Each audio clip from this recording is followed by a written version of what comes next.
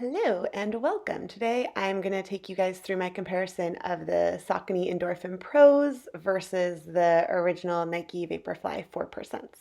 So I'm looking to just kind of give you an overview of how things feel one way versus the other. Tons of other details are available out there. This whole point of this review is just kind of some first impressions. Hope you enjoy. So for super first impressions, literally I've just run down my hallway in them. I am comparing these Endorphin Pros to the first generation of the Nike 4%, the orangey ones. At this point, my 4% are a little bit kind of worn down. I've run a marathon and two halves in them, so they do have supposedly kind of a peak shelf life of about, I want to say it's close to 100 miles.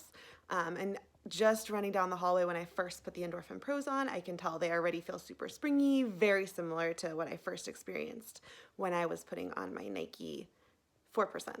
And then from a comparison, I wore one of one, one of the other to run down the hallway, because duh.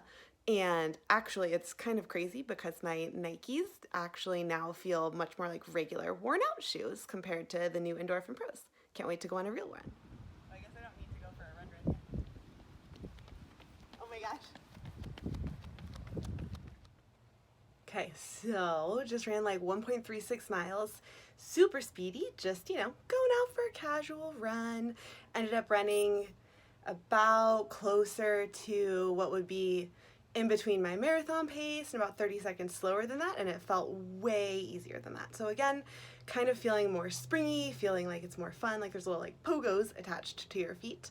So I'm gonna take these lovely brand new babies off over here, and I'm gonna switch over to the next percent, or not the next percent, the 4% and see how they hold up. I've now run in both shoes. It's only like a million degrees out, like 90. So did about a mile, 1.36 miles in the new pair, the Endorphin Pro. And then I did about 0.8 miles in my good tried and true Nikes over here. And honestly, it's just the Nikes really feel like I can tell I have run in them, whereas the Endorphin Pros feel like brand new, super springy.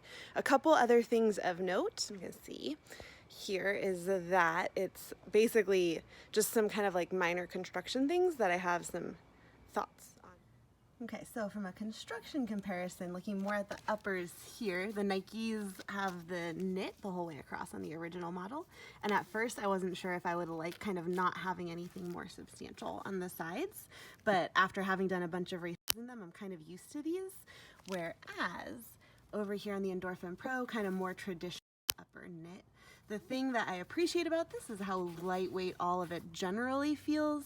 The thing that I'm a little curious on hold up is just kind of the tongue almost seems a little bit flimsy, and then same thing kind of right in with the edges. Like we just threw in a little extra padding at the end, but it's maybe not quite as detail oriented as the 4%.